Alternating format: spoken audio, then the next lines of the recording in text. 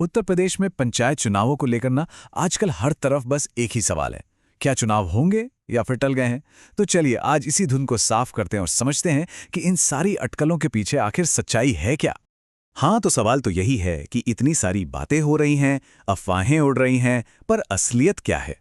देखिए, इस पूरे मामले को समझने के लिए ना हम सीधे सरकारी दस्तावेजों और जो कानूनी अपडेट्स हैं उनकी मदद लेंगे। एक एक करके हर पहलू पर नजर डालेंगे। ठीक है, तो शुरू करते हैं। सबसे पहले तो ये समझना जरूरी है कि भाई ये जो चुनाव टलने की बात है, ये हवा में आई कहाँ से? इसकी जड़ क्या है? हुआ ये कि पूरे प्रदेश में ना एक कंफ्यूजन सा माहौल बन गया। हर गली नुक्कड़ पर चर्चा यही कि भाई चुनाव तो शायद अनिश्चितकाल के लिए टल गए। और जानते इस सारी अफवाह को हवा कहाँ से मिली? एक बहुत बड़ी प्रशासनिक प्रक्रिया से।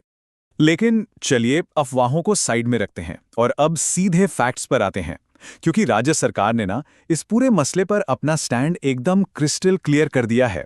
और वो भी कहीं और नहीं बल्कि सीधे कोर्ट के अंदर। जी हाँ, बिल्कुल सही सुना।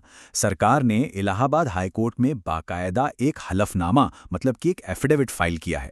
और देखिए, जब सरकार कोर्ट में कोई बात ऑफिशियल तौर पर कहती है ना, तो उसे सबसे पक्की जानकारी मानना चाहिए। इससे अब तस्वीर काफी हद तक साफ हो गई है। तो देखिए, यहाँ पर बात एकदम सीधी और साफ है। सरकार का कहना है कि भाई कानूनी और एडमिनिस्ट्रेटिव तैयारी जैसे ही पूरी होगी चुनाव करा दिए जाएंगे। उन्होंने ये तो कहीं नहीं कहा कि चुनाव कैंसिल हो गए या रद्द कर दिए गए हैं। और सच पूछिए तो यही सबसे सबसे जरूरी पॉइंट है इस पूरी बहस का। अच्छा, तो फिर सवाल ये उठता है कि अगर चुनाव कैंसिल नहीं हुए तो फिर ये देरी हो क्यों रही है? इसके पीछे दो बहुत बड़ी और ठोस वजहें हैं। इनमें से पहली वजह तो है एडमिनिस्ट्रेटिव, मतलब जो वोटर लिस्ट है उसे अपडेट करने का काम। और दूसरी वजह है लीगल, यानी कि रिजर्वेशन के सिस्टम को बिल्कुल फूल प्रूफ बनाना। आइए अब इन दोनों को ना थोड़ा डिटेल में समझते हैं। तो सबसे पहले बात करते हैं विशेष गहन पुनरीकरण की, जिसे शॉर्ट में SIR भी कहते हैं। अब ये है क्या? ये असल में एक बहुत बहुत बड़ा कैंपेन है जिसमें लाखों वोटर्स के नाम चेक किए जा रहे हैं। जिनकी मृत्यु हो चुकी है, जिनके नाम दो बार हैं या जिनके पते गलत हैं, उन सबको लिस्ट से हटाया जा रहा है। अब सवाल यह है कि ये इतना जरूरी क्यों है? देखिए, एक साफ सुथरी वोटर लिस्ट ही तो एक फेयर इलेक्शन की बुनियाद होती है ना। अगर लिस्ट में ही गड़बड़ी होगी तो सोचिए नतीजों पर भी सवाल उठ सकते हैं। तो जाहिर सी बात है, इतने बड़े लेवल पर यह काम करने में वक्त तो लगेगा ही। ठीक है, अब आते हैं दूसरी और शायद सबसे बड़ी वजह पर। सरकार ने कोर्ट को यह भी बताया है कि चुनाव कराने से पहले वो एक डेडिकेटेड पिछड़ा वर्ग आयोग यानी एक OBC कमीशन बनाएगी।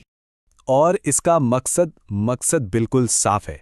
सरकार ये पक्का करना चाहती है कि रिजर्वेशन का जो पूरा फ्रेमवर्क है वो कानूनी तौर पर इतना मजबूत हो कि बाद में कोई उसे कोर्ट में चैलेंज ही ना कर पाए। और ये समझना बहुत जरूरी है, क्योंकि पहले भी ना कई राज्यों में ऐसा हो चुका है जहां सिर्फ आरक्षण के मुद्दे पर चुनाव कानूनी दांवपेच में फंस गए।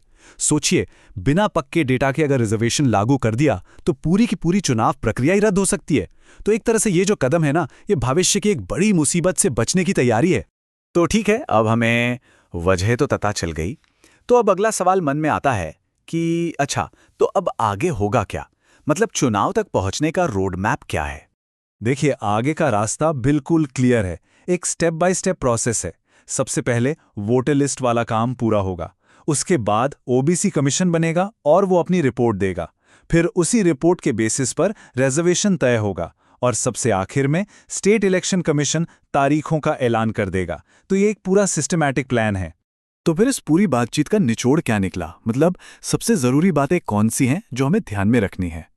ये जो बात है ना, ये पूरी सिचुएशन को एकदम सही तरीके से बयां करती है। मामला पॉलिटिकल सेंसेशन का उतना नहीं है जितना एक तयशुदा एडमिनिस्ट्रेटिव और लीगल प्रोसेस का है। ऐसा लगता है कि सरकार जल्दबाजी करने के बजाय एक सही और मजबूत प्रक्रिया पर फोकस कर रही है। तो चलिए फटाफट से की टेकअवेज देख लेते हैं। पहली और सबसे जरूरी बात, इलेक्शंस कैंसिल नहीं हुए हैं। दूसरी बात, टाइमलाइन इस पर डिपेंड करेगी कि ये एडमिनिस्ट्रेटिव और लीगल काम कब तक पूरा होता है। तीसरी, सरकार की प्रायोरिटी एक कानूनी तौर पर सॉलिड प्रोसेस है। और हाँ, आखिरी और सबसे अहम बात, फाइनल डेट्स का ऐलान कोई और नहीं बल्कि सिर्फ और सिर्फ इलेक्शन कमीशन ही करेगा। और हाँ, आखिर में एक सवाल है जिस पर सोचना बनता है। सरकार का ये जो पूरा कदम है, क्या ये सिर्फ एक प्रशासनिक सावधानी है ताकि चुनाव बिना किसी रुकावट के हो सकें, या फिर इसके पीछे कोई गहरी पॉलिटिकल स्ट्रैटेजी भी छिपी हो सकती है। इस पर विचार जरूर कीजिएगा।